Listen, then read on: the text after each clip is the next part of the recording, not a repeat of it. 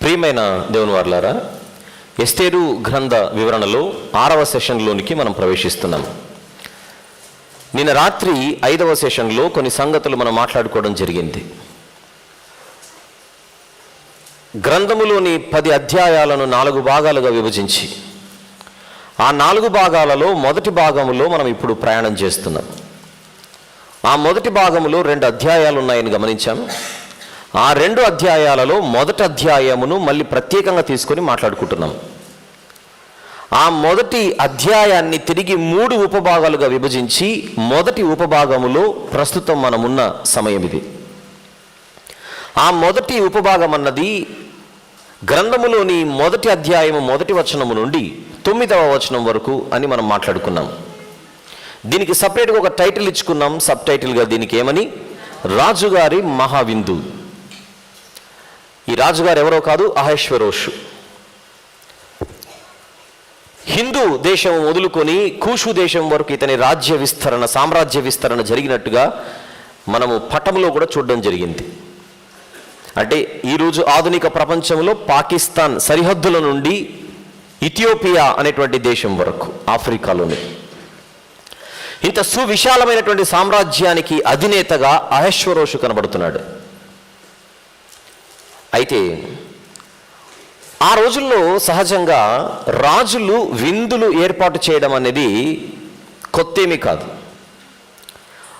రాజులు విందులు ఏర్పాటు చేయడం అన్నది మనం ఎస్తేరు గ్రంథంలో కాదు, కానీ ఆదికాండంలోనే మనం చూస్తాం. ఉదాహరణకు ఒక రాజుగారి పుట్టినరోజు అయితే పుట్టినరోజును పురస్కరించుకొని సేవకులందరికీ విందులు ఏర్పాటు చేసే ఒక అలవాటు ఆ రోజుల్లో కూడా ఉండేది, ఆ రోజుల్లోనూ ఉండేది. ఒక ఉదాహరణ, ఆదికాండము. సెల్ ఫోన్స్ ఆఫ్ చేద్దాం, దయచేసి సెల్ ఫోన్స్ ఆఫ్ చేయండి, ఎవరికి డిస్టర్బెన్స్ ఉండకండి. ఆదికాండము 40వ అధ్యాయం 20వ వచనము చూద్దాం ఒక్కసారి. ఇక్కడ ఒక రాజుగారు ఒక విందును ఏర్పాటు చేస్తున్నాడు. ఎవరో చూద్దాం. ఆదికాండము 40వ అధ్యాయం 20వ వచనం. 3వ దినమందు జరిగినదేమనగా, ఆ దినము ఫరో జన్మదినము గనుక అతడు తన సేవకులకందరికీ విందు చేయించి వారి నడుమ పానదాయకుల అధిపతి తలను, భక్ష్యకారుల అధిపతి తలను పైకెత్తి. ఏం చేయించాడు ఆయన? తన పుట్టినరోజును పురస్కరించుకొని తన సేవకులందరికీ విందు ఏర్పాటు చేశాడు ఐగుప్తు రాజు.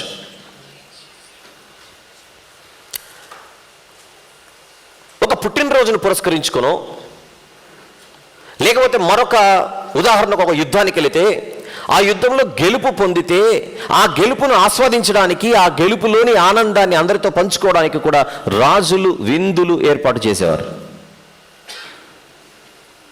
ఇప్పుడు అహష్వేరోషు గురించి కూడా మనం మాట్లాడుకుందాం. అహష్వేరోషు కూడా విందు ఏర్పాటు చేయడానికి గల కారణం, అప్పుడే ఐగుప్తులోని తిరుగుబాటు, బబులోని తిరుగుబాటును అణిచివేసి తన యొక్క సామ్రాజ్యంలో ప్రశాంతతను పురస్కరించుకొని విందు ఏర్పాటు చేసి ఉండవచ్చా? లేదా ఇతను ఏమైనా పుట్టినరోజును పురస్కరించుకొని అతను విందు ఏర్పాటు చేసి ఉండవచ్చా? లేదా తను గద్దెనెక్కినటువంటి రోజును పురస్కరించుకొని యానివర్సరీ లాగా ఒక దినాన్ని ఏర్పాటు చేసుకొని ఆ దినాన్ని పురస్కరించుకొని ఏమైనా విందు ఏర్పాటు చేసి ఉండవచ్చా? ఇన్ని కోణాలలో మనము వెళితే, ఒకవేళ పుట్టినరోజును పురస్కరించుకొని ఆయన విందు ఏర్పాటు చేసినా, తాను సింహాసనం అధిష్ఠించినటువంటి రోజును పురస్కరించుకొని వార్షికోత్సవ ఉత్సవంగా ఒక విందును ఏర్పాటు చేసి ఒకవేళ ఉన్నా, ఐగుప్తులోని తిరుగుబాటును, బబులోనులోని తిరుగుబాటును అణిచివేశాడు గనుక ఈ యొక్క ఆనందాన్ని కూడా పంచుకోవడానికి ఆయన విందు ఏర్పాటు చేసి ఉన్నా, ఇవన్నీ చిన్ని చిన్ని కారణాలే, కానీ అసలు కారణం ఏంటో మనం రాత్రి చూడగలిగాం. ఏమిటది? గ్రీకుల మీద యుద్ధానికి తన తండ్రి చేయలేకపోయినటువంటి విషయాన్ని తాను సాధించడానికి ఒక రాజకీయ ప్రణాళికను రూపొందించడానికి ఇదొక అంతర్గత ప్రణాళిక లాగా మనకు అనిపిస్తుంది. అనుమానాలు కూడా ఎక్కువగా దీని మీదనే ఉన్నాయి. కానీ ఈ ఉదయకాల సమయాన మీరు ఆశ్చర్యపోయే ఒక గొప్ప సంగతిని చెబుతాను. ఇక్కడ ఎస్తేరు గ్రంథంలో కనిపించే అహష్వేరోషు అనేటువంటి ఈయన గ్రీకుల మీద అనేక మందిని రేపి, గ్రీకుల మీద యుద్ధానికి అనేక మందిని పోగు చేసి వారి మీద కయ్యానికి కాలు దువ్వుతాడని ఒక ప్రవచనం బైబిల్లో ఉంది. ఈరోజు ఈ ఉపభాగానికి అది ఎంతో కీలకమైన వాక్య భాగం. మళ్ళీ ఎస్తేరు గ్రంథంలో కనిపించే అహష్వేరోషు అనేటువంటి ఆయన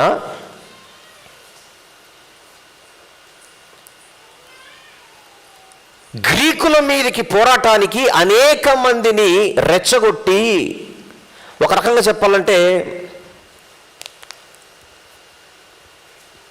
అప్పటికి ఇంకా అహష్వేరోషు కూడా పుట్టి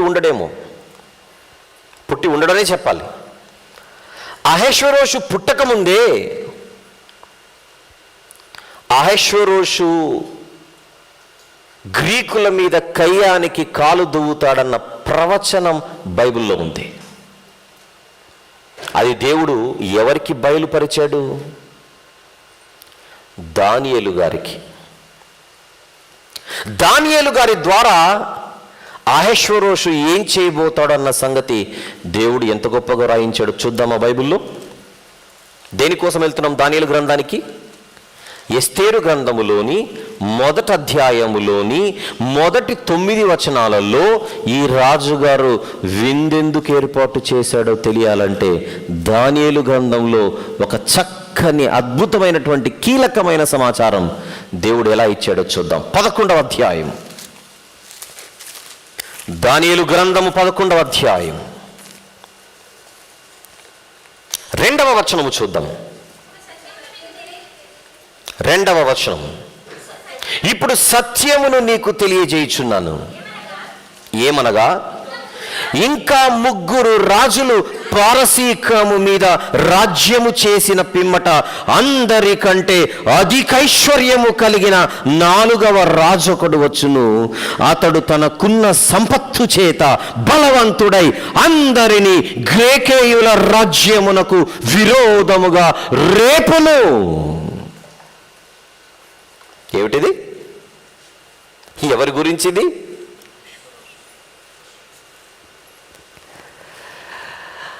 ఎస్తేరు గ్రంథంలో అహష్వేరోషు విందెందుకు ఏర్పాటు చేశాడో అలా బయట పెట్టేశాడు చూడండి దేవుడు.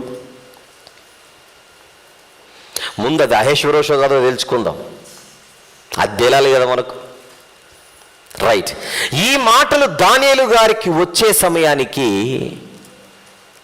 అప్పుడు పారసీకానికి రాజుగా ఉన్నవాడు కోరెషు.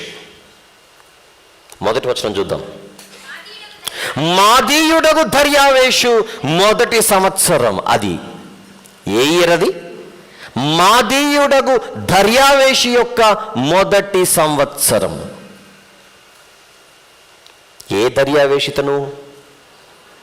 మాదీయుడగు దర్యావేషు. అసలు అహష్వేరోషు, మనం మాట్లాడుకుంటున్న ఎస్తేరు గ్రంథంలోని అహష్వేరోషు యొక్క తండ్రి ఎవరు? ఆయన వేరే దర్యావేషు. అది నిన్నే చెప్పాను, మళ్ళీ కన్ఫ్యూజ్ అవ్వకుండా దాన్ని మీరు రిజిస్టర్ చేసుకోవాలి. ఇప్పుడు 11వ అధ్యాయం మొదటి వచనంలో కనపడుతున్న దర్యావేషు. ఈ దర్యావేషు ఎవరు? దానియేలు గారిని సింహపు బోన్లో వేయమని ఆజ్ఞాపించిన వాడు. రైట్. అసలు దర్యావేషు అనేటువంటి ఇతనిని బెల్షస్సర్ అని ఆయన చనిపోయిన తర్వాత, చనిపోయాడు కదా, మెనే టెకేలు ఫార్సిన్ అన్న ప్రవచనముతో బెల్షస్సర్ చచ్చిపోతాడు. బెల్షస్సర్ చనిపోయిన తర్వాత ఎవరు రాజయ్యారని నిన్న దానియేలు గ్రంథంలో చూసాం. అదే దానియేలు గ్రంథంలో, ఇది మూయకుండా అక్కడికి వెళ్దాం ఒకసారి. 5వ అధ్యాయము 31వ వచనం చివరిది. దానియేలు గ్రంథం 5వ అధ్యాయము 31వ వచనం. మదీయుడకు దర్యావేషు 62 సంవత్సరములు వాడై సింహాసనమునకెక్కెను. ఏ సింహాసనం మీదికి? కల్దీయుల సింహాసనం మీదికి. బబులోను రాజయ్యాడు. కానీ ఇక్కడ మీరు గుర్తుపెట్టుకోవాల్సింది, ఈ దర్యావేషును రాజుగా నియమించింది కోరెషు. ఎందుకు? బబులోనీయులను కొట్టింది కోరెషు గనుక. క్రీస్తుపురం సుమారు 539. బబులోనీయులను జయించిన కోరెషు ఒక్కొక్క ప్రాంతంపై కొందరు రాజులను అపాయింట్ చేశాడు. అలా నియమించబడిన రాజులలో ఈ దర్యావేషు ఒకడు. ఎందుకంటే ఏకకాలాన ఒకటే సమయంలో ఒకవైపు దర్యావేషు, మరొక వైపు కోరెషు, ఇద్దరు మీ కంటికి కనబడుతుంటారు. ఇంతకు వీరికి రాజు బబులోనుకు రాజు దర్యావేష, బబులోనుకు రాజు కోరెష అంటే బబులోనుకు రాజు దర్యావేషు, దర్యావేషుకు బాస్ కోరెషు. ఆ దర్యావేషు యొక్క ఏలుబడిలో మొదటి సంవత్సరం, దర్యావేషు యొక్క ఏలుబడిలో మొదటి సంవత్సరం అంటే అప్పటికే కోరెషు ఉన్నాడు. కోరెషు చేతనే నియమించబడ్డాడు. చెప్పండి ఇప్పుడు దానియేలు గ్రంథం 11వ అధ్యాయము మొదటి 2 వచనాల కాలంలో పారసీక రాజు ఎవరు? కోరెషు. క్లియర్? మళ్ళీ అక్కడ దర్యావేషు ఉన్నాడు కదా అంటే కోరెషు చేత నియమించబడ్డాడని అందుకే మీకు క్లారిటీ ఇచ్చింది అక్కడ. బాగుంది. ఇప్పుడు 2వ వచనం కొద్దాం. ఇప్పుడు సత్యమును నీకు తెలియజేయుచున్నాను, ఏమనగా ఇంకా 3 రాజులు పారసీకము మీద రాజ్యము చేసిన పిమ్మట. ఇప్పుడున్న కోరెషే కాకుండా ఇంకా 3 రాజులు వస్తారు. అది పాయింట్ అక్కడ. ఇప్పుడున్న కోరెషే కాకుండా ఇంకా 3 రాజులు వస్తారు. నిన్న మీకు పేర్లతో సహా చెప్పాను. కోరెషు తర్వాత రాజులైన నెక్స్ట్ 3 ఎవరు? కోరెషు కుమారుడు క్యాంబిసెస్, అతను కూడా అహష్వేరోషుని పిలిచారని చెప్పిన ఎజ్రా గ్రంథం 4వ అధ్యాయం 6వ వచనంలో. క్యాంబిసెస్ తర్వాత ఒక మాయగాడు వచ్చాడు, స్యూడోస్మెర్డిస్ లేదా బార్డియా లేదా గోమెటీస్. బైబిల్లో అర్థహశస్త అన్న పేరు మీద పిలువబడి 7 నెలలు మాత్రమే పాలించి తర్వాత దొరికిపోయిన దొంగ. ఇప్పుడు 11వ అధ్యాయం 2వ వచనంలో 3 రాజులలో, కోరెషు తర్వాత ఉన్న 3 రాజులలో మొదటివాడు క్యాంబిసెస్, రెండోవాడు గోమెటీస్, ఇక 3వవాడు దర్యావేషు. అయితే ఈ 3 రాజుల తర్వాత 4వవాడు వస్తాడంటున్నాడు ప్రవచనం. అది మీరు చెప్పాలి. నిన్న 2 రోజులుగా వింటున్నారు కనుక ఆ 4వవాడు ఎవరు? అహష్వేరోషు. స్టార్ట్. ఇంకా 3 రాజులు పారసీకము మీద రాజ్యము చేసిన పిమ్మట అందరికంటే అధికైశ్వర్యము కలిగిన వాడు రాబోయే 4వవాడు. అందరికంటే ఎవరికంటే? వీళ్ళ తాత కోరెషు కంటే, వీళ్ళ అయ్య దర్యావేషు కంటే. అహష్వేరోషు ధనవంతుడిగా ఐశ్వర్యవంతుడిగా వస్తాడు. ఎలా వస్తాడు అనుకుంటున్నారేమో. మరి తాత సంపాదించిన ఆస్తి ఈడికే వచ్చింది, వీళ్ళ అయ్య సంపాదించిన ఆస్తి ఈయన చేతికే వచ్చింది. మరి తాతాస్తి, తండ్రాస్తి, ఈయన కూడబెట్టుకున్న ఆస్తి ఎక్కువ కాకపోతే తక్కువ ఎందుకు అవుతుంది? ప్రొసీడ్. అందరికంటే అధికైశ్వర్యము కలిగిన 4వ రాజు ఒకడు వచ్చును. అతడు తనకున్న సంపత్తు చేత. మీరు ఎస్తేరు గ్రంథం 1వ అధ్యాయం మనసులో పెట్టుకుంటే ఇది క్లియర్ అయిపోతుండాలి. ఇప్పుడు తనకున్న అధిక సంపత్తు చేత బలవంతుడై ఏం చేస్తారట? అందరినీ గ్రేకేయుల రాజ్యమునకు విరోధముగా రేపును. అందరినీ గ్రీకుల మీద యుద్ధానికి కవ్వించడానికి, తనతో పాటు రప్పించుకోవడానికి ఏమి ముందు చూపిస్తాడట? తనకున్న అధిక సంపత్తు, ఐశ్వర్యం, ఘనత, తనకున్న బలం.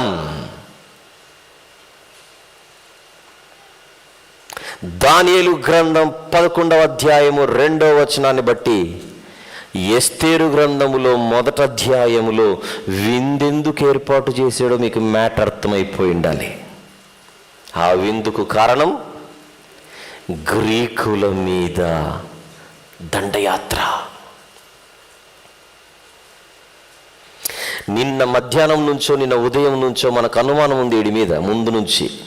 ఇదంతా వాళ్ళ అయ్య పగను తీర్చుకోవడానికే చేస్తున్నాడేమో అని అనిపించింది. దానియేలు గారు కన్ఫర్మ్ చేసుకోండి, ఆయన మార్నింగ్ చెప్తున్నాను అంటున్నాడు. గుడ్ మార్నింగ్ చెప్పి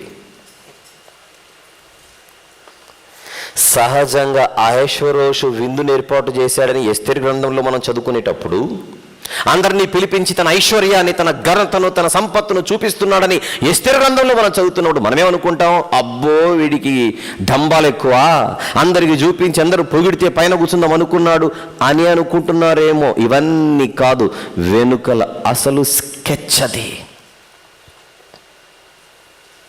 127 స్థానాలకు అధినేత అయినటువంటి అహష్వేరోషు అమాయకుడు ఎందుకు అవుతాడు?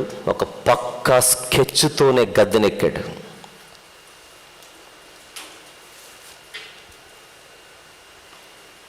ఈ 2వ వచనాన్ని బట్టి ఇప్పుడు ఎస్తేరు గ్రంథంకి వెళితే ఈయన వేసే ప్రతి అడుగు దేనికో మనకు అర్థమైపోతుంటుంది. Ready, come back. ఎస్తేరు గ్రంథం 1వ అధ్యాయం. ఎన్నో వచనం చూద్దాం? 2వ వచనం నుండి చూద్దాం. ఆ కాలమందు రాజైన అహష్వేరోషు షూషను కోటలో నుండి రాజ్య పరిపాలన చేయుచుండగా తన ఏలుబడి యందు 3వ సంవత్సరమున తన అధిపతులకందరికి సేవకులకు విందు చేయించెను. చెప్పానుగా, ఫరో కూడా విందు చేయించాడు, రాజులు విందులు చేయించేవారు. నెబుకద్నెజరు కూడా విందు చేయించాడు ఒకప్పుడు. విందులు అనేది చాలా కామన్ వాళ్ళకి. అంతెందుకు, ఇంతకుముందు మనం గుర్తు చేసుకున్న బెల్షస్సరు కూడా విందు చేయించేటప్పుడే కదా దేవుని తీర్పు పైనుంచి వచ్చింది. రాజులు విందులు ఏర్పాటు చేయడం అది అసాధారణమైనది ఏమీ కాదు, కొత్త ఏమీ కాదు, అలవాటైనదే. అంటే వచ్చినోళ్ళెవరికి కూడా ఈయన ఎందుకు పిలిచాడో, ఎప్పుడు ఏర్పాటు చేయనోడు ఇప్పుడు ఎందుకు ఏర్పాటు చేశాడు, ఎందుకు అనే డౌటే లేదు. ఎందుకు? అది సర్వసాధారణం. దినాల తరబడి, నెలల తరబడి విందు చేసి ప్రజలకు అది అందించడం అన్నది అధికారులకు, అధిపతులకు, సంస్థానాధిపతులకు విందులు ఏర్పాటు చేయడం అనేది సర్వసాధారణమే. అయినా ఇది సర్వసాధారణమైనటువంటి విందైతే కాదు. ఆదికాండం 40వ అధ్యాయములో 20వ వచనములో ఫరో ఏర్పాటు చేసిన పుట్టినరోజు విందు లాంటిది కాదు ఇది. దీని వెనుకలో ఒక గుండె మండిపోతుంది. దానికి విందు అన్న దానిని,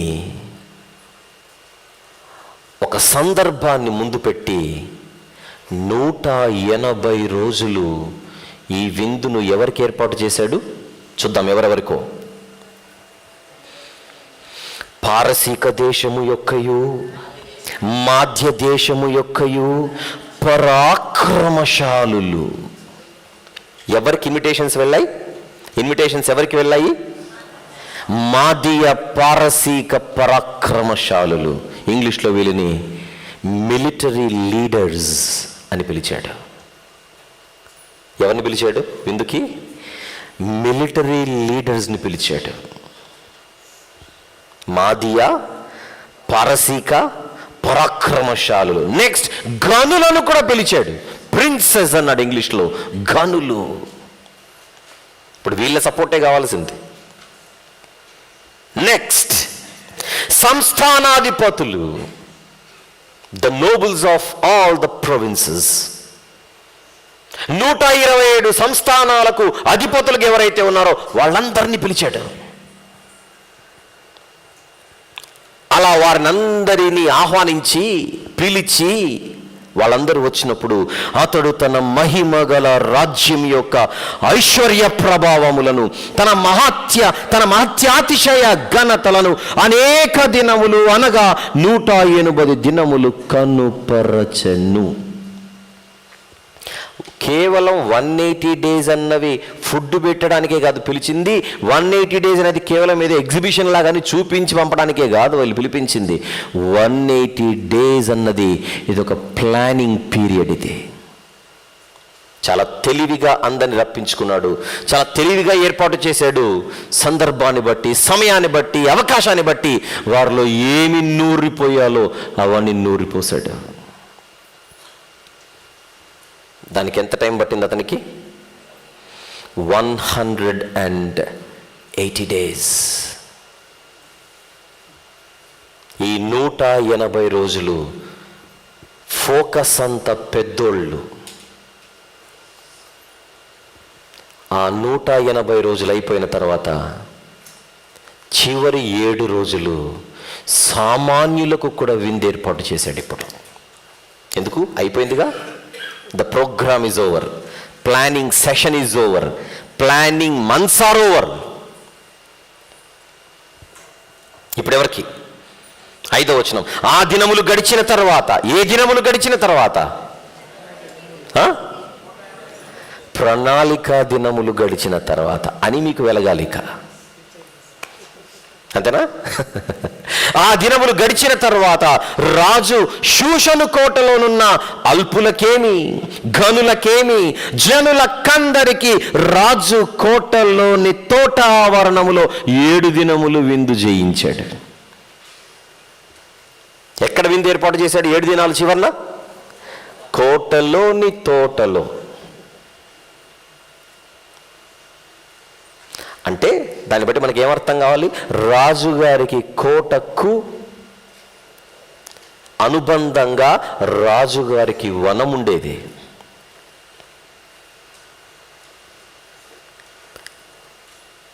ఓన్లీ అధికారులు అధిపతులు అయితే కోట సరిపోతుంది. ప్రజలందరూ వస్తే కోట ఎక్కడ సరిపోద్ది? తోటే దిక్కు.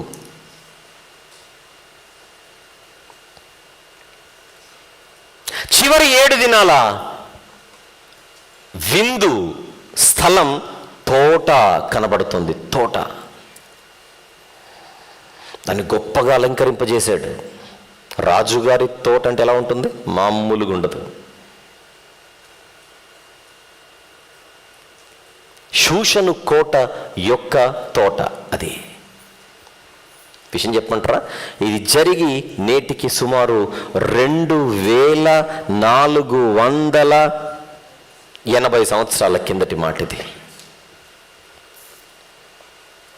అంటే సుమారు 2500 సంవత్సరాల కిందటిది షూషను రాజధాని యొక్క పరిస్థితి, షూషను కోట యొక్క పరిస్థితి. విషయం ఏంటంటే ఈ మధ్య త్రవ్వకాలలో శిథిలమైపోయినటువంటి షూషను కోట బయటపడింది. 2500 సంవత్సరాల కిందటి కోట ఈ మధ్య కాలంలో భూగర్భములో శిథిలమైపోయినటువంటి కోట త్రవ్వకాలలో బయటపడింది. ఒకసారి చూడండి, చూపించు. మళ్ళీ మళ్ళీ చూస్తామో లేమో కదా, అందుకే ఒకసారి చూడండి. ఇరాన్ దేశంలో బయటపడిన షూషను కోటది. అలా మారుస్తూ ఇంకొని చూపించు. దూరం నుంచి ఫిగర్ అది. షూషను కోట బయటపడిన దృశ్యం అది.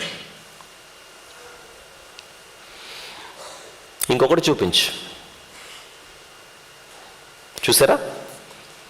ఎస్తేరు గ్రంథములో 1వ అధ్యాయములో మనకు కనబడుతున్న విందు స్థలాన్ని మీకు చూపిస్తున్నాను ఇప్పుడు. ఎంతసేపు చూస్తారు? నన్ను చూడండి, చూపించిన ఆయన. స్టార్ట్. ఈ కోటకు అనుబంధంగా ఉన్న తోటలో ప్రజలకు కూడా ఇప్పుడు చివరి 7 days అన్నవి, మొదటి 180 దినాలకు చివరి 7 దినాలకు తేడా ఏంటి? మొదటి 180 దినాలేమో గనులకు, సంస్థానాధిపతులకు, పారసీక మాధ్య పరాక్రమశాలులకు. ఆ టైంలో మిగిలిన వాళ్ళు ఎందుకు ఇన్వాల్వ్ చేయలేదు? అవి స్పెషల్ ప్రోగ్రామ్స్. మరి ఇక అయిపోయింది కనుక ఫైనల్ డిన్నర్ ఏర్పాటు చేశాడు. బ్యాంక్వెట్ అంటాం ఇంగ్లీష్లో. ఆ తోట పరిస్థితి ఎలా ఉందో చూద్దాం. అక్కడ, ఎక్కడ? 6వ వచనం. అక్కడ అంటే తోట. ధవళ ధూమ్ర వర్ణములు గల అవిసెనారతో చేయబడిన త్రాళ్లతో చలువరాతి స్తంభముల మీద ఉంచబడిన వెండి కమ్ములకు తగిలించిన తెలుపు ఊదా రంగు కలిసిన తెరలు వ్రేలాడుచుండెను. తోటలో ఏమి ఏర్పాటు చేశాడు ఆయన? కర్టన్స్. తెర అంటే అర్థం కాదు, ఇక్కడ చూడండి అన్ని కర్టన్సే ఉన్నాయి మనకు. ఈ కర్టన్స్ వేస్తే బాగుందా, తీస్తే బాగుందా? ఉన్నమాట చెప్పండి. వేస్తేనే బాగుంది కాదు, అందం. ఈ హాల్ను అలా అలంకరించారు. దీని వెనకాల కూడా ఉంటుంది ఒకటి కర్టన్, కంపల్సరీ ఉంది. తెలుపు రంగులో ఉంది చూడండి వెనకాల. నా వెనకాల బ్యానర్ ఒకటి ఉంది. ఆ బ్యానర్ వెనకాల ఒక తెర ఉంది. ఉందా? మీకు కనపడకపోవచ్చు, తర్వాత బ్రేక్ ఇచ్చినప్పుడు వచ్చి చూడండి. దాని వెనకాల ఒక తెర ఉంది, తెలుపు రంగులోని తెర. తెరలు ఏం చేస్తాయి? అందాన్ని తీసుకొని వస్తాయి. తోటను తెరలతో అందంగా తీర్చిదిద్దాడు. అది తీర్చిదిద్దడానికి ఏ రంగులు ఉపయోగించాడు? తెలుపు, ధూమ్రం. అంతేనా? ఏంటంటే రంగు తెలుపు, ఊదా రంగు కలిసిన తెరలు. ఊదా రంగు లేదా ధూమ్రం అని కూడా అంటాడు. ధూమ్రం అన్నా, నెక్స్ట్ యూదా రంగు అన్నా.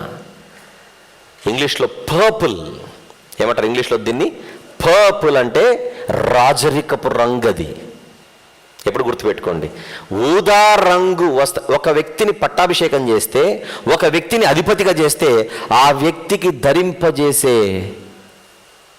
వస్త్రాలు ఏ రంగులో ఉంటాయి చెప్పనా? ఊదా రంగు. ఊదా రంగు అన్నది రాజరికాన్ని సూచించేది. మళ్ళీ ఎస్తేరు గ్రంథంలో దీన్ని మాట్లాడుకుంటాం రాబోయే భాగాలలో. రాయల్ కలర్ అది. తెలుపు, ఊదా రంగు. తెరలలో కూడా ఒక మెసేజ్ని పెట్టాడు, రాజులం అంటే మనమేనని. తెలివైనోడా కాదా? రాజరికము ఉట్టిపడేలా అనుకోవాలంతే. పక్క రాజుగారి విందంటే ఎలా ఉండాలో అలానే ఏర్పాటు చేశాడు. ఇక అది మాత్రమే కాకుండా మళ్ళీ చూద్దాం 6వ వచనం. అక్కడ ధవళ ధూమ్ర వర్ణములు గల, ఇంగ్లీష్ బైబిల్లో మీకు బ్లూ అని ఉంటుంది. అంటే నాకు నేను పర్పుల్ అని చెప్పాను, ఇంగ్లీష్ బైబిల్లో బ్లూ అని ఉంటుంది. Actually that is purple. Blue అంటే నీలం కలర్. అది blue is different, purple is different. మనకు నిర్గమకాండంలో నీల ధూమ్ర రక్త వర్ణములు కనబడతాయి. రంగులు నీల ధూమ్ర రక్త వర్ణములు. నీలి రంగుని ఏమనాలి? బ్లూ. ధూమ్రాన్ని ఏమనాలి? పర్పుల్. కనుక purple is the right word. ఒకవేళ బ్లూ అని వాడినా దాన్ని మనము పర్పుల్గానే పరిగణించాలి. ఇక నీలి రంగు ఏమైనా కనపడుతోంది అక్కడ? ధూమ్రం కనపడుతోంది, రాజరికపు రంగు. రైట్. అక్కడ ధవళ ధూమ్ర వర్ణములు గల అవిసనారతో చేయబడిన త్రాళ్లతో చలువరాతి స్తంభముల మీద. చలువరాతి స్తంభముల మీద. ఏంటి చలువరాతి అంటే? మార్బుల్స్. చలువరాతి అంటే అర్థం ఏంటి? మార్బుల్స్. ఇంగ్లీషే బాగుంది కదా తెలుగు కంటే. రైట్. ఇప్పుడు మీరు కోట చూశారు కదా, బయటపడిన కోట చూశారు కదా. ఆ కోటలో మార్బుల్ పిల్లర్స్ బయటపడ్డాయి. మార్బుల్ పిల్లర్స్ అంటే చలువరాతి స్తంభాలు. ఎస్తేరు గ్రంథములో ఏదైతే ఉన్నదో త్రవ్వకాలలో అదే బయటపడింది.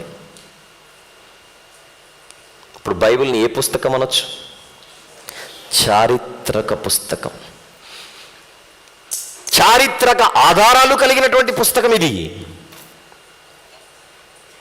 చలువరాతి స్తంభాలు. స్తంభాలు ఇంగ్లీష్లో ఏమంటాం? పిల్లర్స్. చలువరాతి స్తంభాలు, మార్బుల్ పిల్లర్స్. అదే బయటపడింది.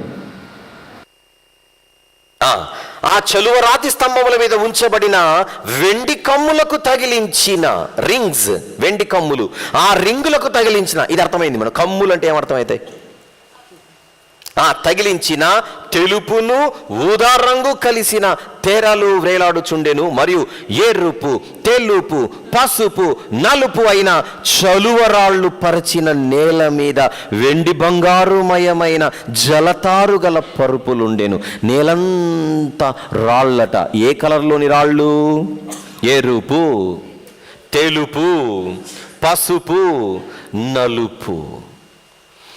ఇవన్నీ చాలా విలువైన రాళ్ళు. కాస్ట్లీ స్టోన్స్ అంటాడు ఇంగ్లీష్లో. ఏమన్నాడు వీటిని? కాస్ట్లీ స్టోన్స్ ఇవి. అంటే రంగురంగుల రాళ్లతో నేలను పరిచేశాడు. ఒకసారి ఆ సీన్ ఊహించుకోండి. నేలంతా రంగులమయం, తెరలన్నిటిలో రాజరికపు వ్యవస్థ ఉట్టిపడుతోంది పరిస్థితి. అదొక తోట. లోపలికెళ్ళినోడికి బయటికి రావాలనిపిస్తుందో చెప్పండి వారం రోజుల తర్వాత?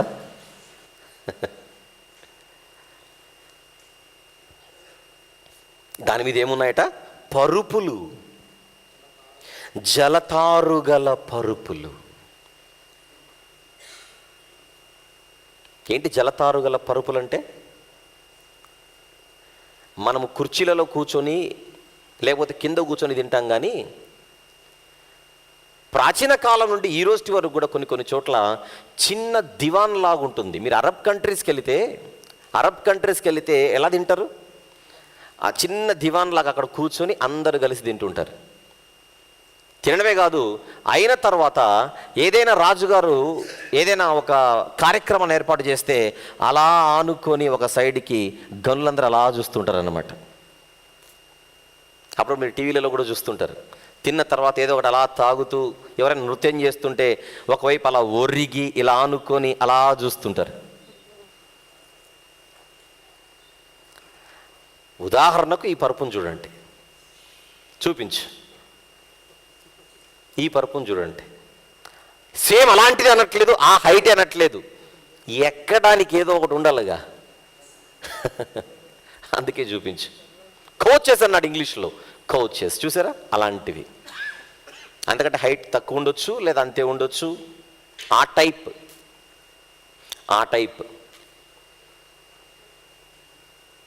అలా రెండు వైపులా ఒక దివాన్ లాగుంటుంది, దివాన్ టైప్. అది జలతారుగల పరుపులు. అర్థమైంది మీకు? ఇప్పుడు తోట యొక్క సీన్ అంతా మీకు అర్థం కావాలి ఎలా ఉంటుందో. కోట వెనకల తోట. నన్ను చూపించు బాబు. రైట్. కోట వెనక తోట. తోట అంటే ఏదో మన ఇంట్లో పెరటి ఉంటుంది అంత సైజు కాదు, పెద్ద రాజుగారి తోట అంటే మామూలుగా ఉండదు. ఆ తోట నిండా తెరలు, నేలంతా రాళ్ళు, రంగురంగుల రాళ్ళు, దాని మీద ఇలాంటి పరుపులు. లోపలికి పోయినట్టు ఇక్కడే పోవాలనుకుంటాడు కానీ ఇంకా బయటికి రావాలనుకోడు. మహారాజు గారి విందంటే ఎలా ఉండాలో అలా ఏర్పాటు చేశాడు. ఎందుకు? పిచ్చగా ఉంది ఇతనికి. ఏంటి? సంపద అందరికీ. ఎవరెవరికి? 5వ వచనంలో, ఆ దినములు గడిచిన తర్వాత రాజు షూషను కోటలోనున్న అల్పులకేమి గనులకేమి జనులకందరికీ రాజు కోటలోని తోటావరణంలో 7 దినములు విందు చేయించెను. ఆ పరిస్థితి ఏంటో 6వ వచనంలో మనం చూసాం. ఇక అలంకరించడమే కాదు, 7వ వచనములో ఏమని చెప్పాడో చూద్దాం. అచ్చట కూడిన వారికి వివిధమైన బంగారు పాత్రలతో పానమిచ్చుచుండే వాళ్ళట. ఏ పాత్రలతో పానమిస్తున్నారు? బంగారు పాత్రలు.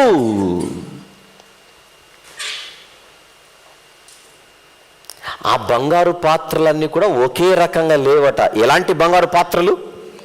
వివిధమైన, అంటే ఈ పాత్ర ఉన్నట్టుగా ఆ పాత్ర ఉండదు, ఆ పాత్ర ఉన్నట్టుగా ఈ పాత్ర ఉండదు, అన్ని వెరైటీనే, అన్ని గోల్డే. పానీయము తాగే వాళ్ళు బంగారు గిన్నెలో తాగుతున్నారంటే ఏ క్యా బాత్ హై బాయ్.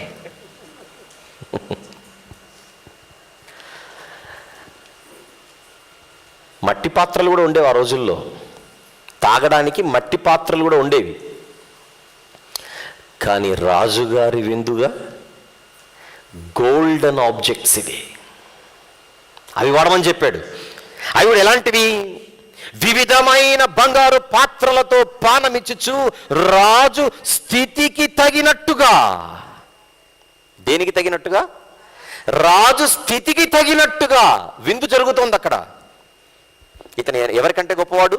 వీళ్ళ నాన్న దర్యావేష్ కంటే గొప్పవాడు, వీళ్ళ తాత కోరేష్ కంటే గొప్పవాడు. ఇంకా ఏ లెవెల్లో ఉంటుందో ఆలోచించుకోండి. రాజు స్థితికి తగినట్టుగా రాజు ద్రాక్షారసమును దాసులు అధికముగా పోసిరి.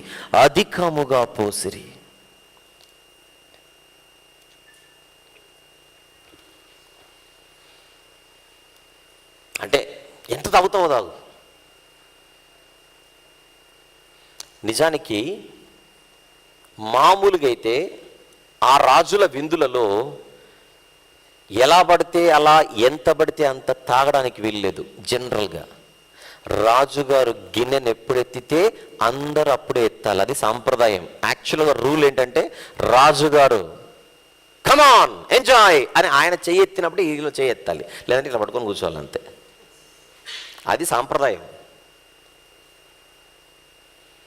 కానీ ఈ విందులో మాత్రం అయ్యగారు ఏమని ఆర్డర్ ఇచ్చారు?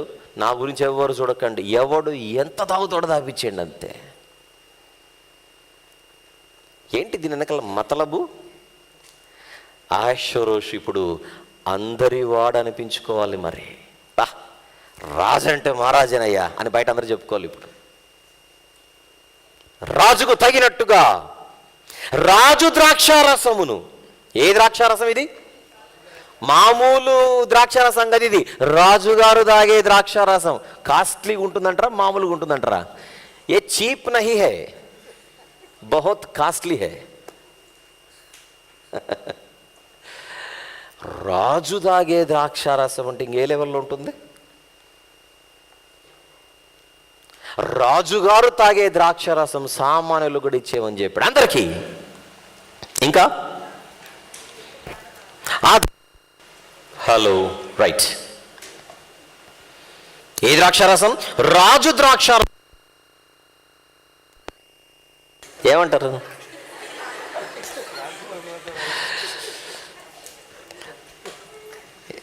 రెడీనా? అమ్మయ్య, మూడోసారి రాజు ద్రాక్షారసం అంటే భయం ఉంటుందో ఉండదు. ఇది ఆ దాసులు నా లెక్క ప్రకారంగా ఎవరికో ఈ ద్రాక్షారసం కావాలి, అందుకే నన్ను దాటనివ్వట్లేదు, ఆను ఆపులు చేసుకుంటున్నారు అక్కడ. మీరు ఎంతైనా చేయండి, నేనైతే ఇవ్వ. ఒక పని చేద్దాం, మీరు ఎవరైనా చదవండి. రాజు, నేను చదవను బాబు, అది ఆ దాసు అధికంగా పోసిరి, అంతే.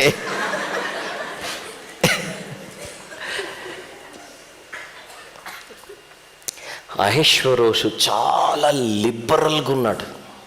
లిబరల్గా అంటే అందరికీ ఫ్రీడమ్ ఇచ్చేశాడు. నువ్వు తాగుతావా తాగు, నువ్వు తాగుతావా తాగు. అంటే విందులోని ముగింపులో అహష్వేరోషు ఇంకా ఓపెన్ అయిపోయాడు. ఇక కంక్లూజన్లో అట్ ద సేమ్ టైం ఈయన ఇంకొక మాట చెప్పాడు, తాగినోడికి తాగినంత పోయండి, తాగనోడిని మాత్రం బలవంతం చేయకండి. నెక్స్ట్ మాట చూద్దాం కింద. ఆ విందు పానము ఆజ్ఞానుసారంగా జరుగుటను బట్టి ఎవరును బలవంతము చేయలేదు, ఎవడు కోరినట్టుగా వానికి పెట్టవలెనని తన కోట పని వారికి రాజు ఆజ్ఞ ఇచ్చి ఉండెను. ఇటు ఉంది అటు ఉంది, తాగినోడికి తాగినంత, తాగనోడికి బలవంతం అనేదే లేదు. చాలా దూరం నుంచి చాలామంది వచ్చే ఉంటారు, ముఖ్యంగా గనులు, అధిపతులు ఎవరైతే ఉన్నారో. కొంతమందికి అలవాటు ఉండకపోవచ్చు, కొంతమంది కొద్దిగానే తీసుకుంటూ ఉండవచ్చు. ఏదేమైనా బలవంతం చేయకండి ఎవరిని. ఇప్పుడు అహష్వేరోషు ఎవరికి దగ్గర అవుతున్నాడు? తాగనోడికి దగ్గర అవుతున్నాడు, తాగేనోడికి దగ్గర అవుతున్నాడు. తాగనోడు నిజంగా అండి ఆయన చాలా డిగ్నిఫైడ్గా, డీసెంట్గా అండి, మమ్మల్ని అస్సలు బలవంతం చేయలేదు. వీళ్ళు కితాబు ఇస్తే తాగినోడు మాత్రం అయ్యా నువ్వు దేవుడు స్వామి అంటే తాగినోడికి దేవుడయ్యాడు, తాగనోడికి గొప్పడయ్యాడు.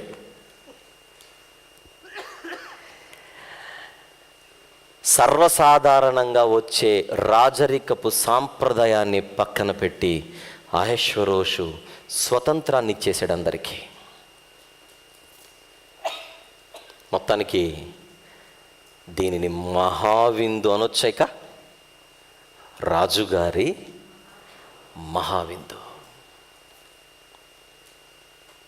అయితే తూర్పు దేశాలలో, మనకు పశ్చిమ దేశాలు, తూర్పు దేశాలని ప్రపంచంలో 2 ప్రాంతాలు ఉంటాయి. మధ్యధరా సముద్రానికి కుడివైపునున్నవన్నీ తూర్పు, మధ్యధరా సముద్రం నుంచి అటువైపు ఉన్నవన్నీ పశ్చిమ ప్రాంతాలు లేదా పాశ్చాత్య దేశాలు. ఇంగ్లీష్లో వెస్టర్న్ కంట్రీస్ పాశ్చాత్య దేశాలు, ఓరియంటల్ కంట్రీస్ లేదా ఈస్టర్న్ కంట్రీస్ అంటే తూర్పు ప్రాంతాలు, తూర్పు దేశాలు. అయితే పాశ్చాత్య దేశాలకి, తూర్పు దేశాలకి సాంప్రదాయాలలో, సంస్కృతిలో ఒక విషయం, ప్రత్యేకించి ఒక విషయంలో చాలా తేడా ఉంటుంది. అది పురుషులున్న చోట స్త్రీలు ఉండకూడదు ఎక్కువగా అన్నది తూర్పు దేశాల సంస్కృతి. పురుషుడికి స్త్రీకి పెద్ద భేదం లేదు అనుకునేవాళ్ళు పాశ్చాత్య కల్చర్ అది.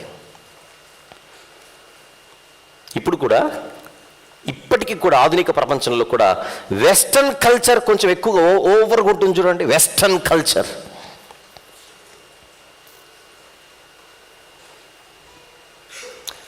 అప్పుడప్పుడు మన యవన పిల్లలు కూడా విచిత్రమైన డ్రెస్సులు వేసేసుకుంటుంటే, నీకు లేక వేసుకున్నావా, ఎవడు ఇవ్వకది వేసుకున్నావా, ఏంటి నీ పరిస్థితి అంటే వాడేమంటాడు, this is something called western culture you know అంటాడు సీరియస్గా. వెస్టర్న్ కల్చర్ అంటే నలిగిపోయినవి, సినిగిపోయినవి, ఇవన్నీ పాశ్చాత్య ప్రాంతాలు, పాశ్చాత్య సంస్కృతి. కానీ తూర్పు ప్రాంతాలలో స్త్రీలు ఎక్కడుండాలో అక్కడ ఉండడం, పురుషులు కూడుకున్న చోట స్త్రీలు బయటికి రాకపోవడం ఇప్పటికీ జరుగుతుంటుంది. ఇప్పటికీ ఈవెన్ మన దేశంలో కూడా కొన్ని ప్రాంతాల్లో పరాయి పురుషుని దగ్గరికి రావాలంటే, ఒకవేళ ఎవరైనా ఇంటికి అతిథులు వచ్చారు, ఇంటికి అతిథులు వచ్చినప్పుడు వీళ్ళు మంచినీళ్ళు కాఫీనో తీసుకొని రావాలంటే మహారాష్ట్ర లాంటి ప్రాంతాలలో తల మీద అలా ముసుగు వేసుకొని వస్తారు స్త్రీలు. మన తూర్పు ప్రాంతాలలో ఉన్నటువంటి సంస్కృతి. ఇదే సమాజంలో మరికొందరైతే అసలు ముఖము కూడా చూపించరు. పరాయి పురుషులకు కనీసం ముఖము కూడా చూపించని సాంప్రదాయం ఈరోజు కూడా మన సమాజంలో లేదు.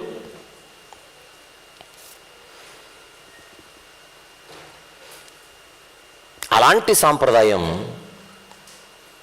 పారసీకులకు కూడా చాలా ఎక్కువ. స్త్రీలు, మగవారు, పురుషులున్న చోట వాళ్ళతో సరి సమానంగా వచ్చి అది విందైనా ఏదైనా కూడుకోవడం అన్నది అక్కడున్న సాంప్రదాయానికి వ్యతిరేకం. ఇప్పుడు రాజుగారేమో అధిపతులకు విందు ఏర్పాటు చేశాడు, ప్రతి ఒక్కరికి అల్పులకు కూడా ఏర్పాటు చేసి 7 రోజులు తోటలో ఏర్పాటు చేశాడు డిన్నర్. ఇంతమందిని అకామిడేట్ చేయడానికి తోట ఎన్నుకున్నాడు రాజు. ఇప్పుడు వాళ్ళ మధ్య ఉన్న ఆడోళ్ళ సంగతి ఏంటి? వారికి రాణిగారు ఏర్పాటు చేశారు విందు. అదే 9వ వచనం. కమాన్. రాణి అయిన వష్టి కూడా రాజైన అహశ్వేరోషు కోటలో స్త్రీలకు ఒక విందు చేయించాను. ఎందుకు ఇది సపరేట్? మరి మిక్స్ అవ్వరుగా, కలవరుగా. పురుషులతో కలవరని చెప్పి రాణిగారు స్పెషల్గా మళ్ళీ ఒక విందుని స్త్రీలకు ఏర్పాటు చేశారు. ఎక్కడ? కోటలో. రాజుగారు తోటలో. అంటే దీని టైటిల్ ఏంటి? తోటలో రాజు, కోటలో రాణి. మీకు అర్థం కావడానికి. రాజుగారి విందు చివరి 7 దినాలు తోటలో అయితే రాణిగారి విందు కోటలో. తోటలో ఉన్నోళ్ళు కోటలోనికి రాకూడదు, కోటలో ఉన్నోళ్ళు తోటలోనికి వెళ్ళకూడదు. ఎవరికి వాళ్ళు సపరేట్గా అలా చక్కగా జరుగుతోంది, ఆనందంగా జరుగుతోంది, హ్యాపీగా జరుగుతోంది. ఇది రాజుగారి మహావిందైనా అందులో ఒక చిన్నది రాణిగారి విందు కూడా ఉందండోయ్. మొత్తానికి ఎస్తేరు గ్రంథం దేనితో స్టార్ట్ అయిపోయింది? విందుతో స్టార్ట్ అయిపోయింది.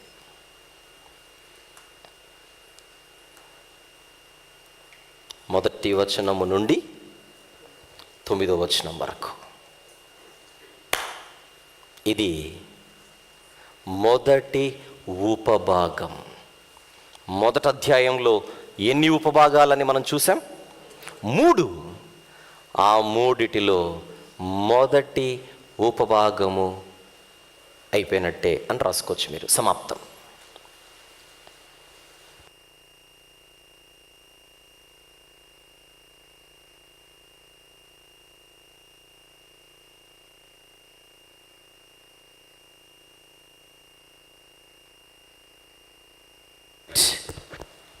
ఓకే, ఇప్పుడు 2వ ఉపభాగములోనికి ప్రవేశిద్దాం. ఎక్కడి నుంచి ఎక్కడి వరకు? ముందు వచనాలు రాసుకుందాం. 10వ వచనము నుండి 12వ వచనం వరకు.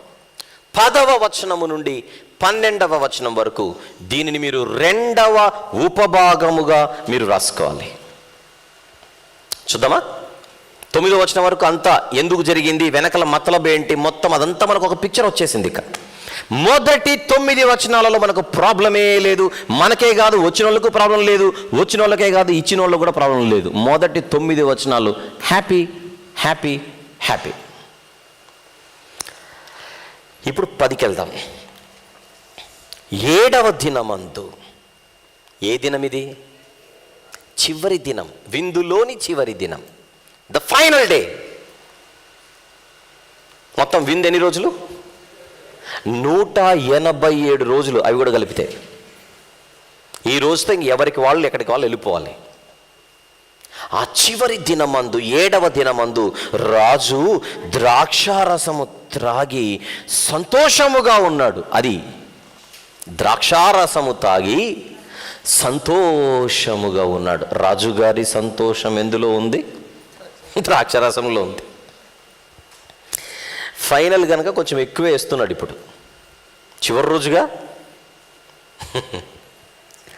7వ దినమందు రాజు ద్రాక్షారసము త్రాగి సంతోషముగా ఉన్నప్పుడు కూడి వచ్చిన జనమునకును అధిపతులకును రాణి అయిన వష్టి యొక్క సౌందర్యమును కనుపరచవలెనని రాజకిరీటము ధరించుకొని ఆమెను తన సన్నిధికి పిలుచుకొని రావాలని కొంతమందిని పంపించడానికి సిద్ధపడుతున్నాడు. ఇప్పుడు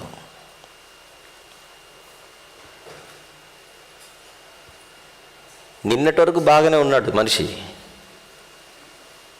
కోటలోనే మీరు ఉండండి, తోటలోనే మేము ఉంటాం అన్నాడు. ఈ చివరి రోజు ఏదో తేడా వస్తుంది చూడండి. అహేశ్వరోషు దగ్గర నుంచి మామూలుగా మామూలు ఆడవారే పరాయి మగవాళ్ళు ఉన్న చోటికి రారు. కానీ ఈవిడ మహారాణి, రాజుగారి సతీమణి. అసలు మహారాణి గారి దర్శనం ఎవరికి దొరుకుతుంది? ఎవరికి పడితే వాళ్ళకి రాణి గారి దర్శనం దొరకదు. అలాంటి ఆవిడని పబ్లిక్లో నిలబెట్టాలనుకుంటున్నాడు చూడండి. అవునా?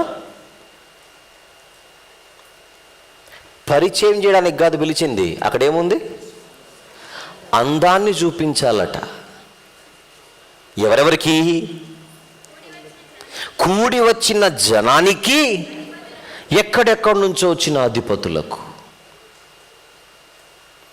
కూడి వచ్చిన జనానికి, ఎక్కడెక్కడి నుంచి వచ్చిన అధిపతులు. పరాయి మగోళ్ళు అంటారా కాదంటారా? అది ముందు చెప్పండి. అసలు వీళ్ళ సాంప్రదాయానికి ఇది వ్యతిరేకమే.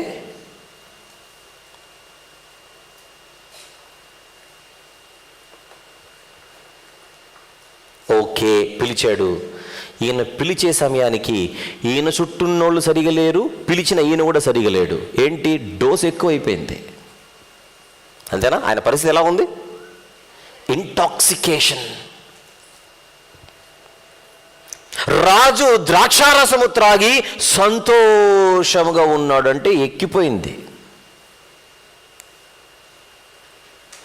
ఎప్పుడైతే నెత్తికెక్కిందో అయ్యగారు ఏం మాట్లాడుతున్నాడో కూడా తెలియట్లేదు. ఎవరిని పిలిపించాలంటే ఇప్పుడు భార్యను అందరి ముందు నిలబెట్టి పరిచయం చేయడానికో పేరు చెప్పడానికో కాదు, కానీ ఈవిడ సౌందర్యాన్ని వాళ్ళకు చూపించాలనుకుంటున్నాడు. నీ ఐశ్వర్యాన్ని చూపించావు బాగానే ఉంది, నీ ఆస్తిని చూపించావు బాగానే ఉంది, నీ సంపదను చూపించావు బాగానే ఉంది, నీ బలాన్ని చూపించావు బాగానే ఉంది, నిన్నటి వరకు బాగానే ఉంది మొత్తం కథ అంతా. ఈ చివరి రోజున నీకేం పోయే కాలం వచ్చింది?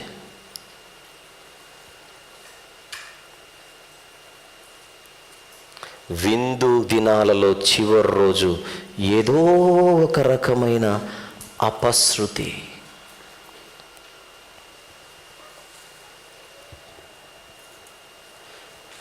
రాజకీటము ధరించుకుని ఆమెను తన సన్నిధికి పిలుచుకొని వచ్చినట్లు రాజనాహేశ్వరోషి ఎదుట ఉపచారము చేయు మెహుమాను, బిచ్తా, హర్బోనా, బిక్తా, అబక్తా, జేతరు, కర్కసను 7 నపుంసకులకు ఆజ్ఞాపించెను. ఎందుకంటే ఆమె సౌందర్యవతి. అసలు వష్టి అన్న పేరుకే సౌందర్యవతి అని అర్థం, బ్యూటిఫుల్. వష్టి అన్న పేరుకి బ్యూటిఫుల్ అన్న అర్థం ఉంటుంది.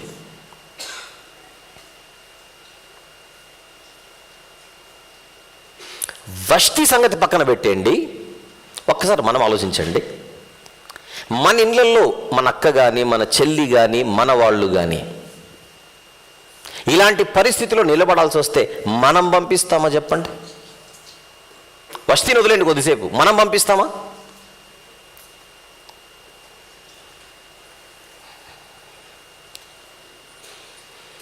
తన రాజ్యంలో చాలా సౌందర్యవతి తన భార్యని, కట్టుకున్న భార్యని పబ్లిక్లో నిలబెడుతున్నాడు ఏంటి మనిషి? ఇప్పుడు అసలు విషయం చెప్పనా? దీన్నే మందు ఎఫెక్ట్ అంటారు. ఏమంటారు దీన్ని? ఈయన రాజబాబే మందుబాబు అయ్యాడు. మందుబాబులకు ఏముండదు, బుద్ధుండదు. మందు ఏం చేస్తుంది? మనిషిని పిచ్చోడిగా చేస్తుంది, పశువుగా చేస్తుంది. నీ ఇంటి ఆడ మనిషిని రోడ్డు మీద నిలబెడతానంటున్నావు, సిగ్గులేదు నీకు అని అనిపిస్తుంది, అనాలని మనకు. అందుకే ఈ తాగుడు గురించి దేవుడు ఏం రాయించాడో చూద్దాం. సామెతల గ్రంథం, సామెతల గ్రంథం అందరూ తీయండి, 23వ అధ్యాయం 29 నుంచి ఒక్కొక్క వచనాన్ని చదువుకుంటూ కిందికి వెళ్దాం. ముందుగా 29 చూద్దామా? అందరూ చూడండి. సామెతల గ్రంథం 23వ అధ్యాయం 29వ వచనం. ఎవరికి శ్రమ, ఎవరికి దుఃఖము, ఎవరికి జగడములు, ఎవరికి చింత, ఎవరికి హేతువు లేని గాయములు, ఎవరికి మందదృష్టి, ద్రాక్షారసముతో ప్రొద్దుపుచ్చు వారికే కదా, కలిపిన ద్రాక్షారసము రుచి చూడ చేరు వారికే కదా. మందు గురించి ఇది. మందు వలన ఏమి పుట్టును? నంబర్ 1 శ్రమ పుట్టును, నెక్స్ట్ దుఃఖము పుట్టును, నెక్స్ట్ అహేశ్వరోషుకు వష్టికి జగడములు పుట్టును. అంతేనా?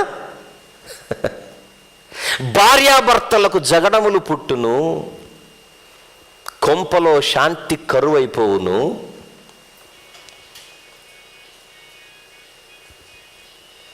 నేనేమనలేదమ్మా, సెల్ ఫోన్ ఆఫ్ చేయండి. మందుబాబుల కోసం మాట్లాడుతున్నా, మీరు కోప్పడితేలా?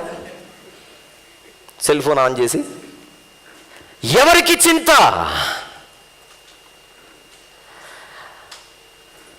మందుకు లేదా మద్యపానానికి అలవాటు పడిన కుటుంబంలో ఒక వ్యక్తి ఉంటే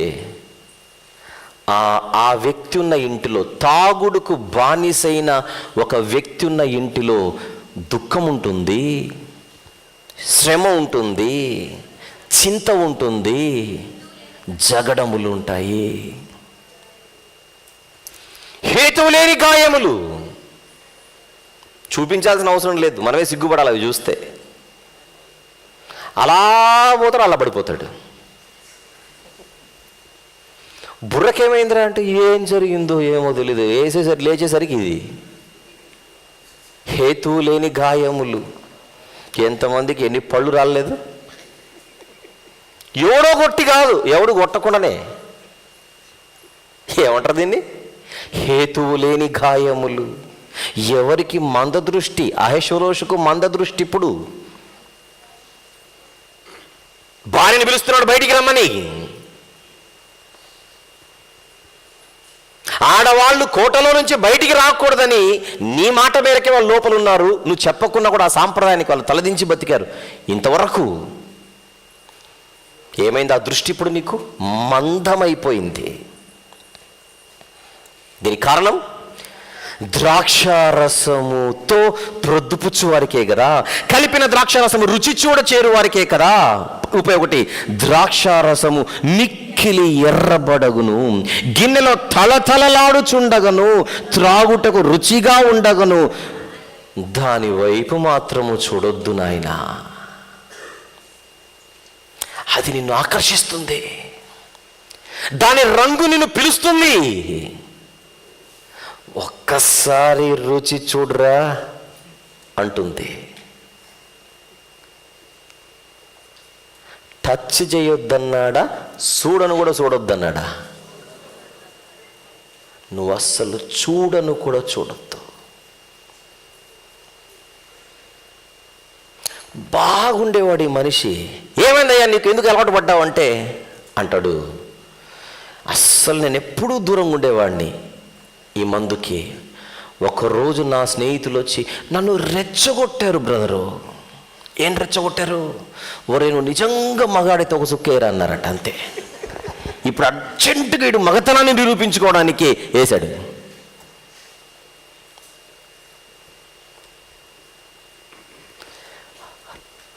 వెరీ గుడ్. నువ్వు మగాడైతే ఎత్తురా అంటే ఎత్తావు, మగాడైతే దూకురా అంటాడు రేపొద్దున పైనుంచి. ఇప్పుడు దూకు. ఎవడో రెచ్చగొట్టాడట అట, వేసేసాడట.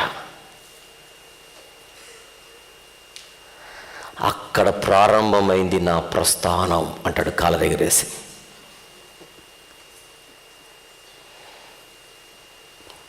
దేవుడు మన మేలు కోసం ఏం చెబుతున్నాడు? అసలు చూడను కూడా చూడకండి. ఇంకొక ఆయన అంటాడు, నేను ఎప్పుడు తాగనండి, ఓన్లీ అప్పుడప్పుడు. అనరా? అప్పుడప్పుడు. మరి ఎప్పుడు తాగనంటావేంటి? ఎప్పుడులో అప్పుడప్పుడు లేదు. ఏదన్నా పార్టీ జరిగితే, ఏమైనా ఫంక్షన్లు జరిగితే, ఎప్పుడైనా గెట్ టుగెదర్ జరిగితే, ఆ ఫ్రెండ్స్ ఈ ఫ్రెండ్స్, ఆ తొక్క ఈ తోలు వచ్చినప్పుడు మాత్రమే. లేదా అస్సలు ముట్టను. I'm a very good bye.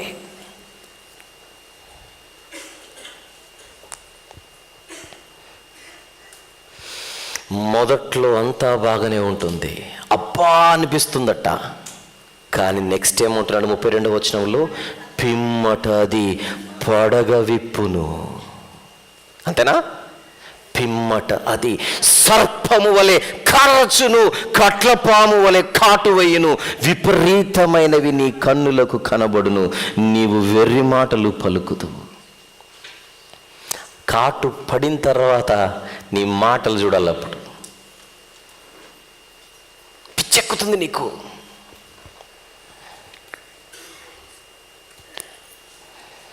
కాటు పడిన తర్వాత నీ కంటికి అన్నీ విపరీతమైనవి కనపడతాయట. విపరీతమైనవి కనపడ్డం అంటే ఎదురు ఒకడే ఉంటాడు, 10 తలకాయలు ఉంటాయి.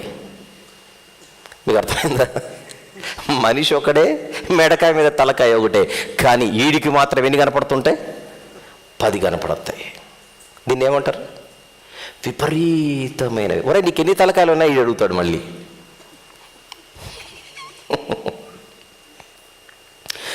వెర్రి మాటలు పలుకుదురు. నీవు నడి సముద్రమును పండుకొని వాని వలె నుందువు, ఓడ కొయ్య చివరను పండుకొని వాని వలె ఉందువు. నన్ను కొట్టినను నాకు నొప్పి కలగలేదు, నా మీద దెబ్బలు పడినను నాకు తెలియలేదు. నేనెప్పుడు నిద్ర మేలుకొందును, మరలా దాని వెదుకును అని నీవు అనుకుందువు.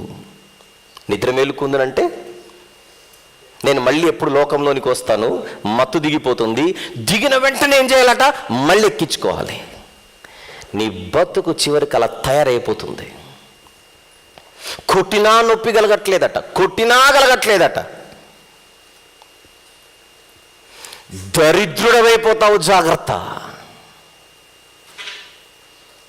మందు జోలకి వెళ్ళకు నాయన, మందు జోలికి అస్సలు నువ్వు వెళ్ళకూడదు నాయన అని దేవుడు ఎంత చక్కగా వర్ణించి వ్రాయించాడు.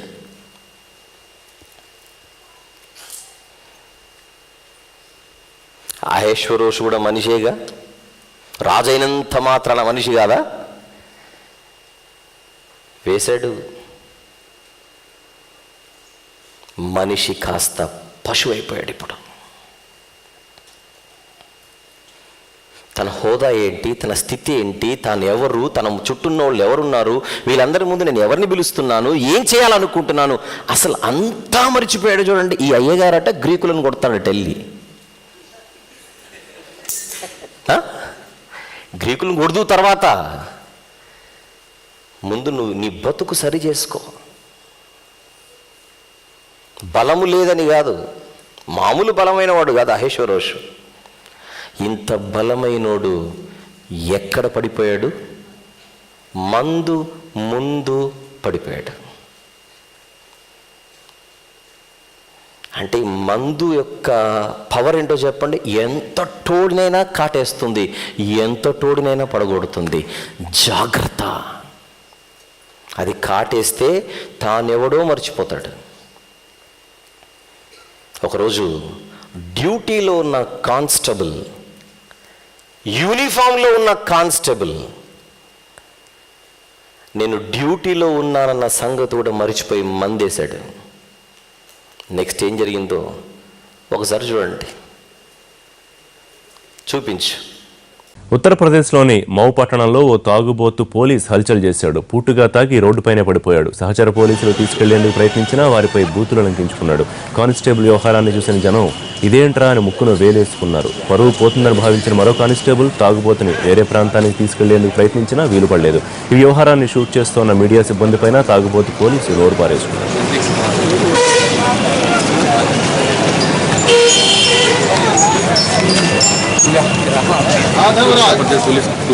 ये है प्रशासन,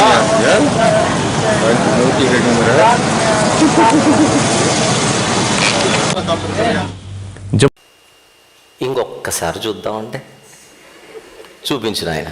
నా వాయిస్ అట్లనే ఉంచండి, నా వాయిస్ ఇచ్చి అది ఇవ్వండి. ఉత్తరప్రదేశ్లోని మౌ పట్టణంలో ఓ తాగుబోతు పోలీస్ హల్చల్ చేశాడు. పూటుగా తాగి రోడ్డుపైనే పడిపోయాడు. సహచర పోలీసులు తీసుకెళ్లేందుకు ప్రయత్నించినా వారిపై బూతులు లంకించుకున్నాడు. కానిస్టేబుల్ వ్యవహారాన్ని చూసిన జనం ఇదేంట్రా అని ముక్కును వేలేసుకున్నారు. పరువు పోతుందని భావించిన మరో కానిస్టేబుల్ తాగుబోతుని వేరే ప్రాంతానికి తీసుకెళ్లేందుకు ప్రయత్నించినా వీలు పడలేదు. ఈ వ్యవహారాన్ని షూట్ చేస్తోన్న మీడియా సిబ్బందిపైన తాగుబోతు పోలీసు నోరు పారేసుకున్నారు.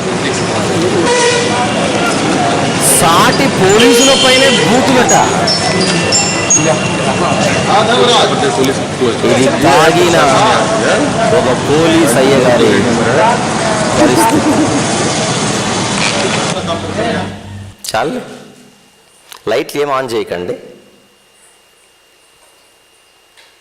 ఒంటి మీద ఉన్న యూనిఫామ్ ఏంటి, తన స్థితి ఏంటి, తన పరిస్థితి ఏంటి, ఏమి చూడండి ఆయన పరిస్థితి. ఒక మందు అన్నది ఒక మనిషిని ఎలా దిగజారుస్తుందో మీరు చూడాలి. మన ఇళ్ళల్లో ఎవరైనా ఉంటే ఇవన్నీ చూపించాలి మీరు. ఇది కానిస్టేబుల్ గారి పర్ఫార్మెన్స్. ఇప్పుడు మరొకడు ఏం చేశాడో చూడండి. ఏకంగా ఢిల్లీలో జూకెళ్ళాడు. మన దేశ రాజధాని ఢిల్లీలో జూకెళ్ళినోడు ఎవరిని పలకరించడానికి ఎక్కడికి వెళ్ళాడు చూడండి ఒక్కసారి. దేఖియే ఏక్ బార్. ఎవరితను? షేర్ ఖాన్.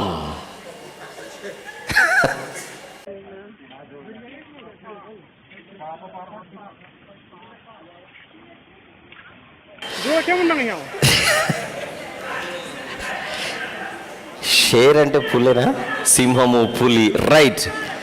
అక్కడ షేర్ పక్కన ఖాన్, అందుకే షేర్ ఖాన్.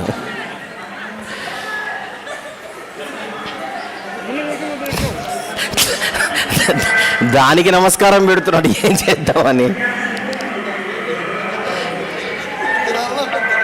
నాకు తెలిసి దాని చరిత్రలో ఎవరు నమస్కారం పెట్టినారు దానికి.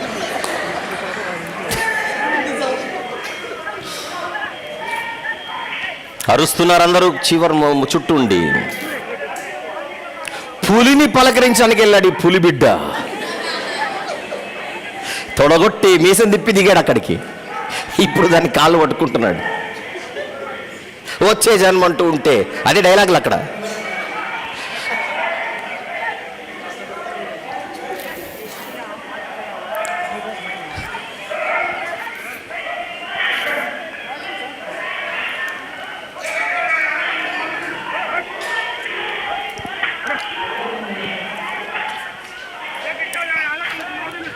గుండెలు అరచేతిలో పెట్టుకొని చూడండి ఇప్పుడు.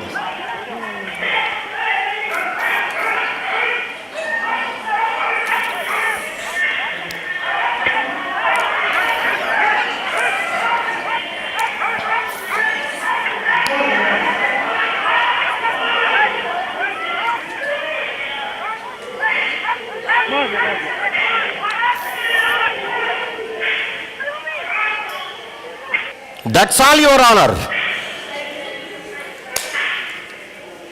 కేసు సమాప్తం. లైట్లు అలానే ఉంచండి, నేను చెప్పినప్పుడు ఆన్ చేద్దరు. ఏమర్థమవుతుంది? విపరీతమైనవి కనబడను. ఇప్పుడు విపరీతమైనదే కనపడింది. ఎప్పుడు ఇంత సైజులో చూడలేదు అనుకున్నాడు ఫస్ట్ సైట్. ఏంటి పరిస్థితి? ఇతని కుటుంబం ఉండదా? మీరు ఆలోచించండి ఇప్పుడు. ఈ వ్యక్తికి కుటుంబం అన్నది ఒకటి ఉంటుందంటారా, ఉండదంటారా?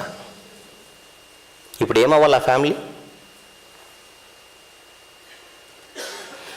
మందు కొట్టుకెళ్ళేటప్పుడు కుటుంబం గుర్తుకు రాలేదు, మందు సీసా ఎత్తినప్పుడు గుర్తుకు రాలేదు, తాగినప్పుడు గుర్తుకు రాలేదు, జూకు వచ్చినప్పుడు గుర్తుకు రాలేదు, పులి బోన్లోనికి దిగినప్పుడు గుర్తుకు రాలేదు, పులికి నమస్కారం పెట్టేటప్పుడు గుర్తుకు రాలేదు.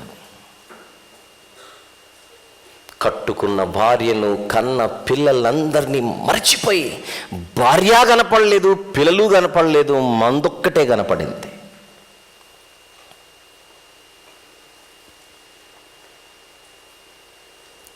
కాటు పడింది. మన కుటుంబాలలో ఎంతమంది లేరు ఇలాంటి దరిద్రపు అలవాటు పడి? వాళ్ళందరూ నేను అడుగుతున్నాను, మీకు కుటుంబాలు లేవా? మీకు భార్య లేదా? పిల్లలు లేరా? తల్లి లేదా? చెల్లి లేదా? మీ మీద ఆధారపడిన వాళ్ళు ఎంతమంది లేరు? వాళ్ళందరినీ మర్చిపోయారా మీరు?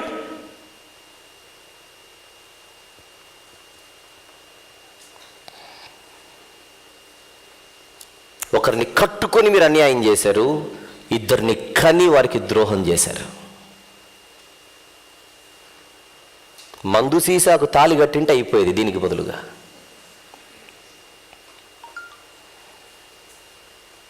$30,000 జీతం ఒక అన్నగారికి, ప్రభుత్వ ఉద్యోగి, టెక్నికల్గా గ్రేడ్ 2, అతని కింద 4 అసిస్టెంట్లు, భార్య, పిల్లలు, ఒక చక్కని జీవితం ఆయనది. అలాంటి వాడు తాగుడుకు అలవాటు పడ్డాడు. మన తెలుగువాడే, వయసులో పెద్దవాడు కనుక మనం అన్నా అని పిలవచ్చు. ఆ అన్నగారి పరిస్థితి, ఒక 5 నిమిషాలు సమయం తీసుకోనైనా ఆయన మాటల్లోనే ఒక్కసారి చూడండి. అందరూ చూడండి. 30,000 జీతగాడు, ప్రభుత్వ ఉద్యోగి, ఇతని పరిస్థితి ఇప్పుడు మీరు చూడాలి. సౌండ్ ఇచ్చి నేనేం మాట్లాడను, ఆపు నాన్న, నేనేమి మాట్లాడను. మనందరికీ తెలుగు వచ్చు, తెలుగులోనే ఉందిగా, ట్రాన్స్లేషన్ అవసరం లేదు. మనసు పెట్టి వినండి చాలు. స్టార్ట్.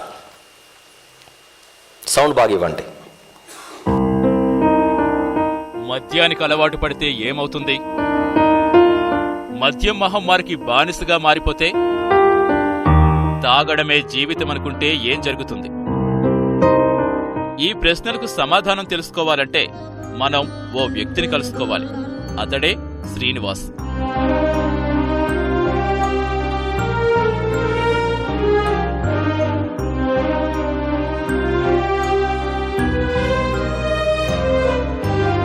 గుబురు గెడ్డం,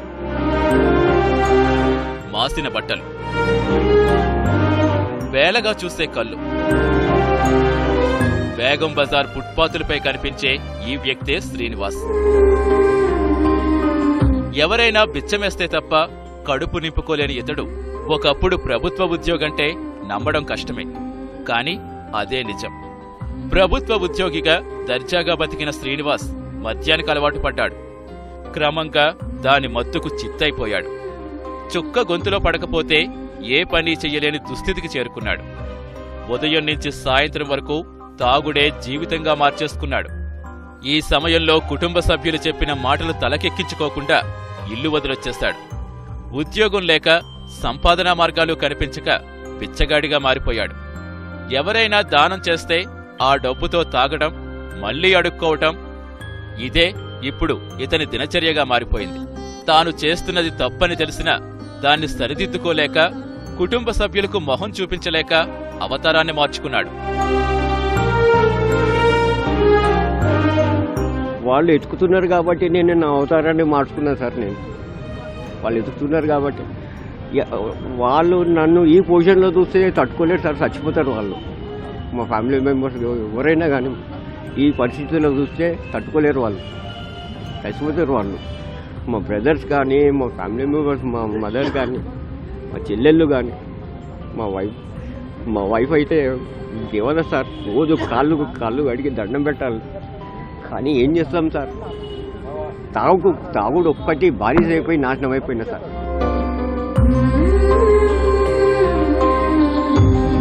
ప్రభుత్వ ఉద్యోగిగా పనిచెయ్యాల్సిన శ్రీనివాస్ ఇప్పుడు బిచ్చగాడిగా రోడ్లపై తిరుగుతున్నాడు. చలికాలం వెచ్చగా ఇంట్లో పడుకోవలసిన వాడు చలిగాళ్లకు వణుకుతూ రాత్రిళ్లు రోడ్లపైనే జాగారం చేస్తున్నాడు.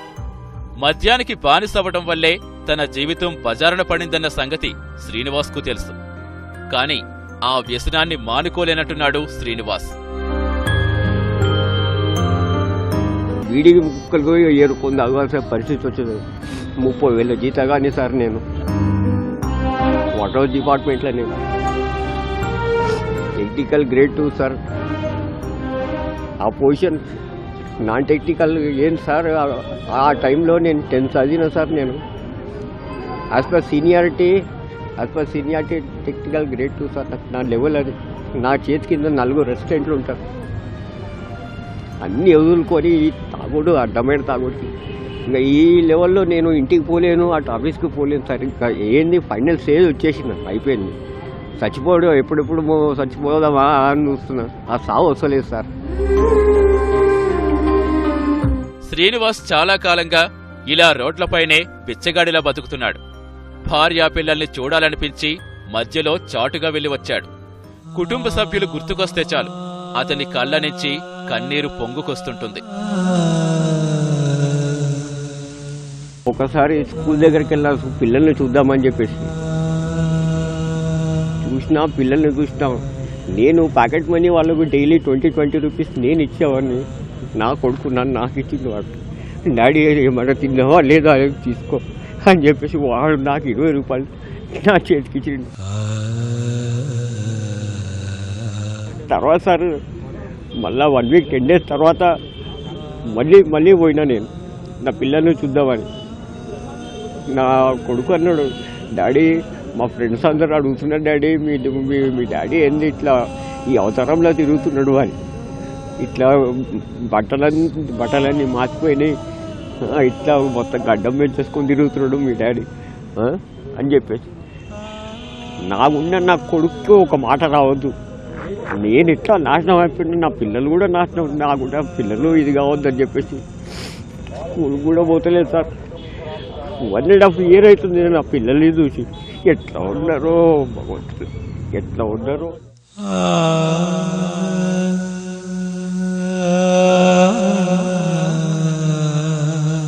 ఇంటికి వెళితే తన కుటుంబ సభ్యులు ఆదరిస్తారని చెబుతున్నాడు శ్రీనివాస్. కాని తాను నాశనం కావడమే కాకుండా తన కుటుంబాన్ని నాశనం చేసిన తనకు ఆ అర్హత లేదంటున్నాడు. ఒకప్పుడు ఎంతో దర్జాగా బతికి ఇప్పుడు బిచ్చగాడిలా ఇంటికెళ్లటం ఇష్టం లేదంటున్నాడు. గొంతులోంచి ఆ మాటొస్తున్నా శ్రీనివాస్ గుండెల్లో నుంచి వచ్చే ఆవేదనే అందరికీ కనిపిస్తుంది.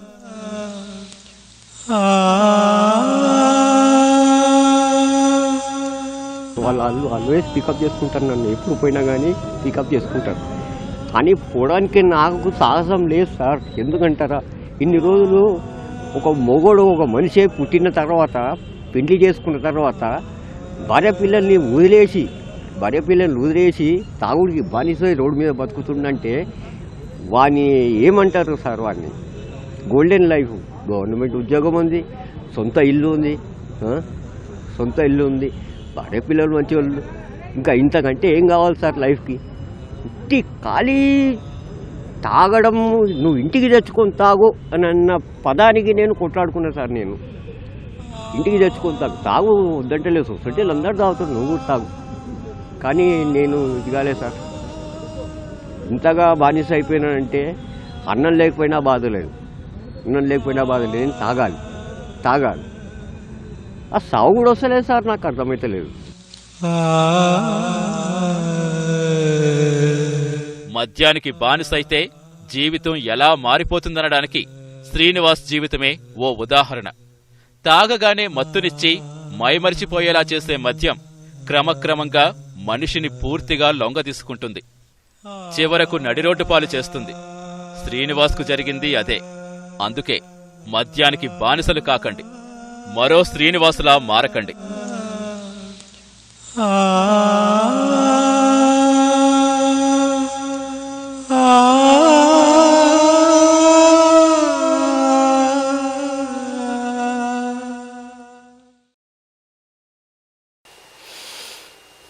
ఏంటి పరిస్థితి?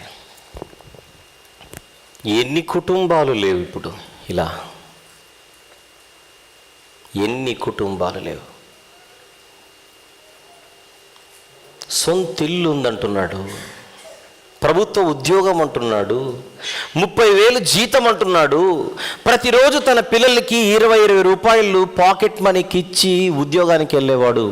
ఇప్పుడు అన్నమాట మీకు వినపడింది లేదో, పిల్లల్ని చూడ్డానికి దొంగచాటున బడికి వెళితే బడిలో నుంచి కొడుకొచ్చి ఈయనకే 20 రూపాయలు ఇచ్చి వెళ్ళిపోయాడట. అది వింటుంటేనే మనకు ఎలా అనిపిస్తుంది? మళ్ళీ 2 వారాల తర్వాత ఎప్పుడో వెళితే ఆ కొడుకు బయటకు వచ్చి అంటున్నాడు, నా ఫ్రెండ్స్ అందరూ నన్ను చూసి మీ నాన్న పరిస్థితి ఏంటని అడుగుతున్నాడు. నేను ఏం చెప్పమంటావు నాన్న అని అడుగుతున్నాడట కొడుకు.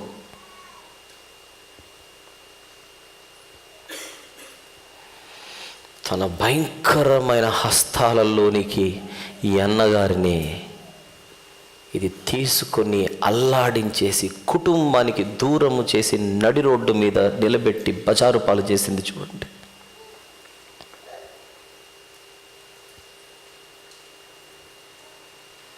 ఒక్కరిని చూస్తున్నాం మనం, వీధికొకరున్నారు ఇలాంటి వాళ్ళు. మనం కళ్ళు తెరుచుకుంటే ఎంత బాగుంటుంది? మీ మీద ఆధారపడ్డ ఒక కుటుంబాన్ని మీతో పాటు లాగుతున్నారే రోడ్డు మీదకి. ఎంత దారుణం, ఎంత దారుణం! ఏం చెప్తున్నాడు సామెతల గ్రంథంలో? లైట్లు ఆఫ్ చేయండి, అలానే ఉంచండి. ఏమంటున్నాడు? ఎవరికి శ్రమ, ఎవరికి దుఃఖము, ఎవరికి చింత, చివరి మాట, ద్రాక్షారసముతో ప్రొద్దుపుచ్చువారికే కదా.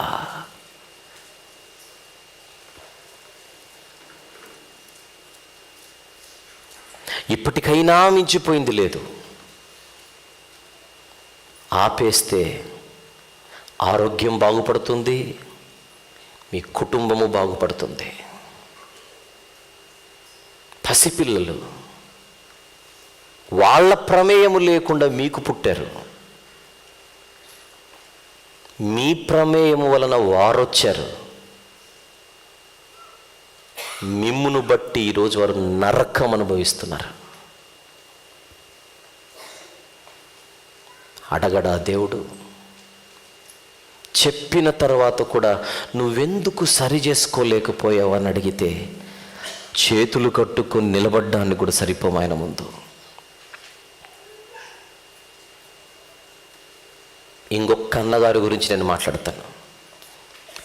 ఇలాగని అలవాటు పడి బాడీ మొత్తం నాశనం అయిపోయింది. ఇలాగనే ఎవరి వాక్యమో విన్నాడాయన. ఆ వాక్యం విని యేసు ప్రభువుని నమ్ముకొని, లేదా ఆయన మాటలకు విలువనిచ్చి తను మారి తనలాగా బానిసలైన వాళ్ళు ఎవరెవరైతే ఉన్నారో వాళ్ళందరికీ ఆయన ఇస్తున్న మెసేజ్ ఏంటో చూడండి ఒక్కసారి. చూద్దాం ఈ వీడియో.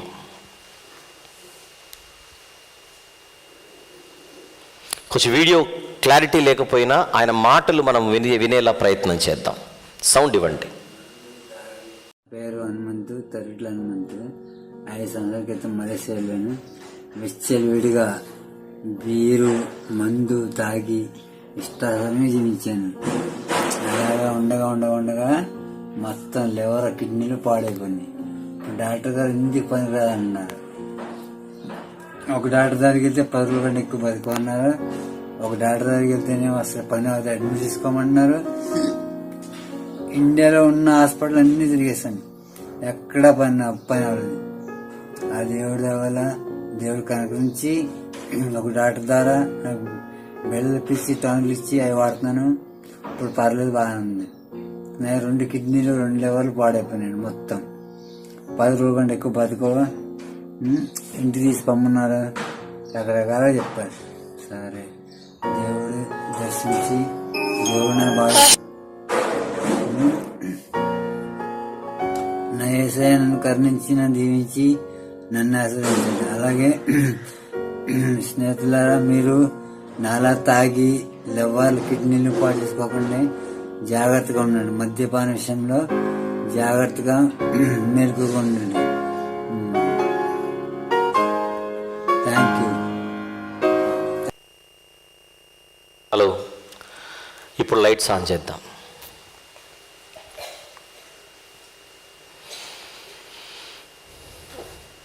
అందరికీ బంధువే కదా మందు. సామాన్యుడి నుంచి ఎవరు అహేశ్వరోషు వరకు అందరినీ కాటేసింది. దాని కాటు ఎవరికి పడినా ఆ కుటుంబం నాశనమైపోతుంది.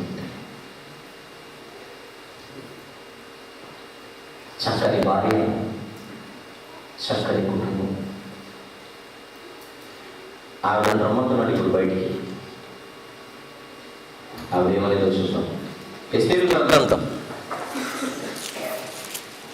3వ అధ్యాయం 7వ దినమందు రాజు ద్రాక్షారసము త్రాగి సంతోషంగా ఉన్నప్పుడు కూడి వచ్చిన జనమునకును అధిపతులకును రాణి అయిన వష్టి యొక్క సౌందర్యమును కనుపరచవలెనని రాజకిరీటము ధరించుకుని ఆమెను తన సన్నిధికి పిలుచుకొని వచ్చినట్లు రాజైన అహేశ్వరోషి ఎదుట ఉపచారము చేయు మెహుమాను, బిత్స్తా, హర్బోనా, బిక్తా, అబక్తా, జేతరు, కర్కసు అను 7 నపుంసకులకు ఆజ్ఞాపించిన ఆమె సౌందర్యవతి. అయితే 12వ వచనములో రాణి అయిన వష్టి నపుంసకుల చేత ఇయ్యబడిన రాజాజ్ఞ ప్రకారము వచ్చుటకు ఒప్పకపోగా రాజు మిగుల కోపగించెను, అతని కోపము రగులుకొనెను. జగడం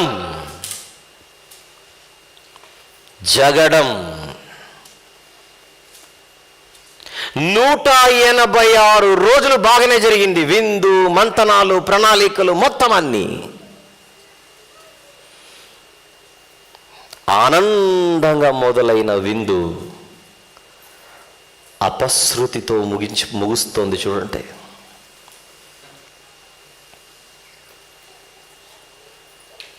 మండిపోయాడట. మిగుల కోపగించెను, అతని కోపము రగులుకొనెను, రగిలిపోయాడు.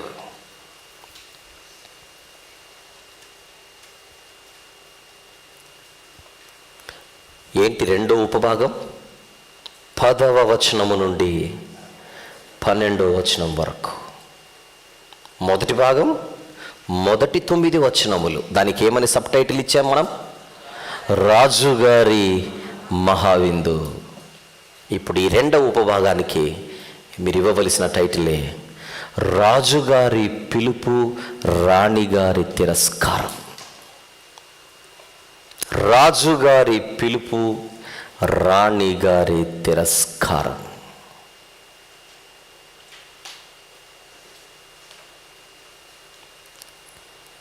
నెమ్మది పోయింది, ప్రశాంతత పోయింది, ఇక ఏమేమి రావాలో అన్నీ వచ్చేసాయి ఇప్పుడు అహేశ్వరోషుకి.